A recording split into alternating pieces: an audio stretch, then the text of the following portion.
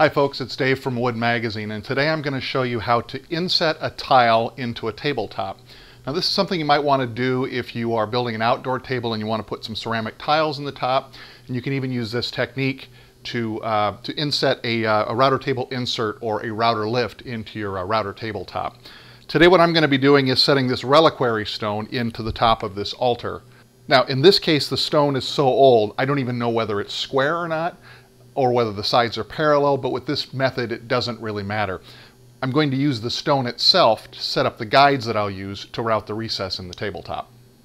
Now I'm going to start by locating the stone. Now I decided to put the relic right dead center in this altar top, and I've already set 2 of these guides, but I'm going to show you how I did that. You can just eyeball the stone in place, or you can measure it.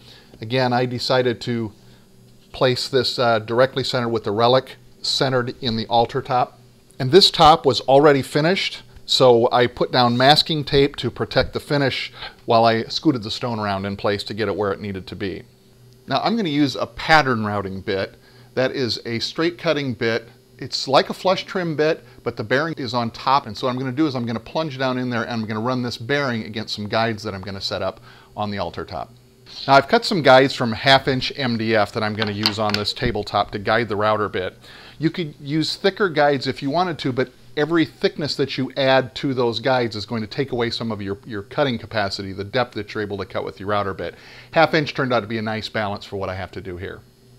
Now you could use thinner guides as well. You could use 1/4" plywood or MDF, but you also kind of have to balance that. You don't want to take too deep of a cut with that first cut, so the 1/2" is going to work out really well for this.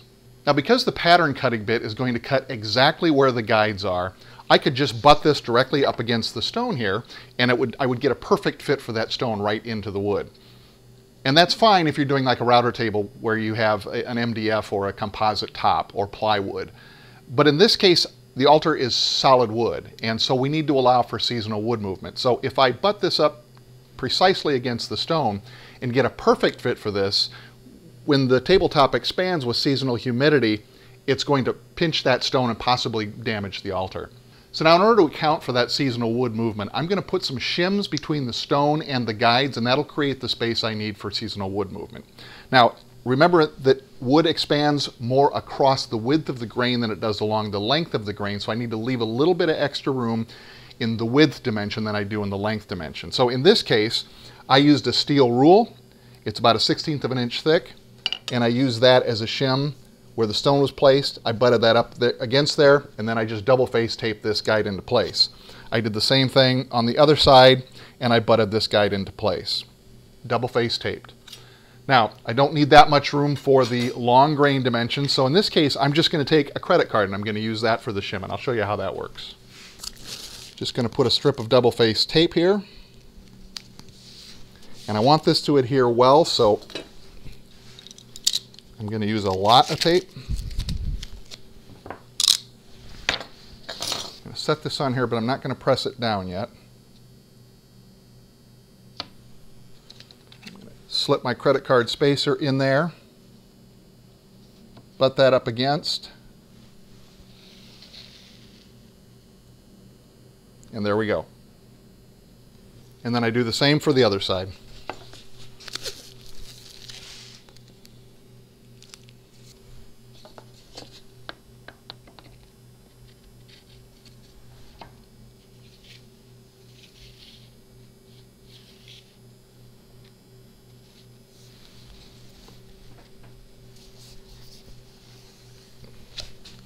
So with the stone in place and the guides in place, I'm going to remove the stone and we'll start routing.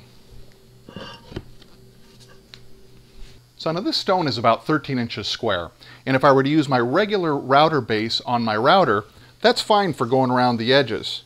But when I get to the middle, I don't have any guide anymore. So I created an oversized base for my router using 3/16 acrylic. And you see how this is big enough that it straddles the entire form that I'll be following. So I don't have to worry about the router digging in too deep. Now, ideally I probably would have had 1/4" plexiglass acrylic to do this, but there's not really enough significant sag here, and even if it sags a little bit in the middle, it's okay because it'll be underneath the stone. Now this bit is short enough for the bearing to maintain contact with the guides without having to remove too much material with the first pass. But that also means that it's not long enough to cut the full depth of the stone, which is about 3/4 or 7/8 of an inch thick. So I'm going to take progressively deeper cuts with this bit until I get to the full plunge depth of my router, and then I'm going to remove the guides and I will use the walls that I created to actually guide the bit for the remainder of the plunge cutting. For the first pass, I want to take a very light cut, almost a scoring cut. So I'm just going to plunge, just touch off the router base, and then I'm going to go just a little bit deeper than that and set the plunge depth there. So that's how deep I'm going to cut. That'll allow me to keep better control of the router as I'm making that first cut and keep a cleaner edge as I go. I'm also going to stay just a little bit inside the guides for this first pass as well, and then I'm going to come back and make a second pass to take off that last little bit. Again, the goal is to reduce tear out. Now, because I'm using this big auxiliary base, I'm not going to be able to use my regular dust hood with this, so I'm periodically going to have to come back and vacuum out chips. I think we're going to create a lot of dust here. So let's get started.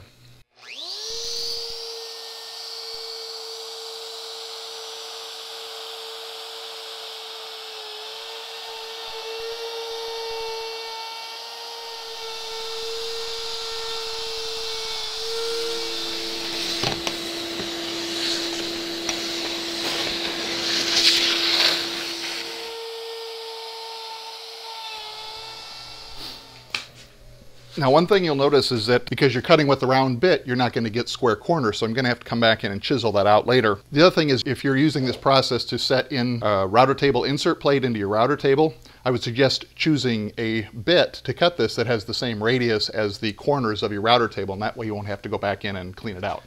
And now it's time to plunge a little bit deeper and take that second pass.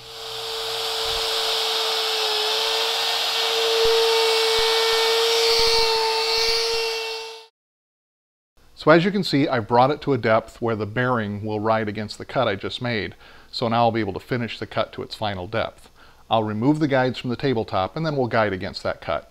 The stone measures about 13/16 deep, so I am going to now set the plunge router to 13/16 for my final depth of cut, and we'll work our way down to that with progressively deeper cuts.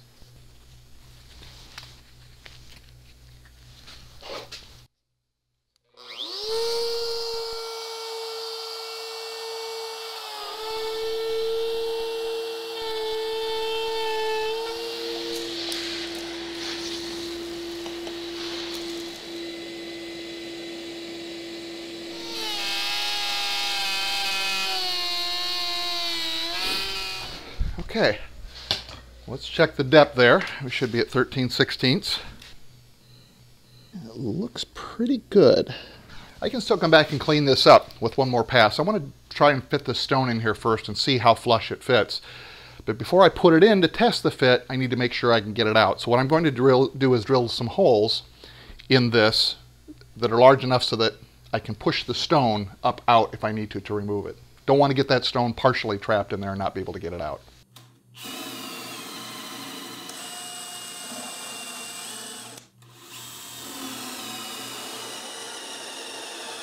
Now I'm going to square up the corner with a chisel.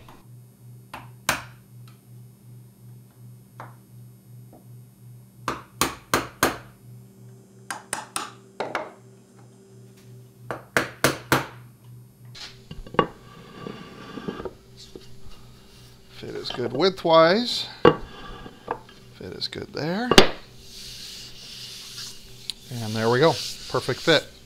Now, if you were insetting a tile into an outdoor table, you could go ahead and just fill this with silicone or an outdoor caulk around the outside to keep water from penetrating inside there.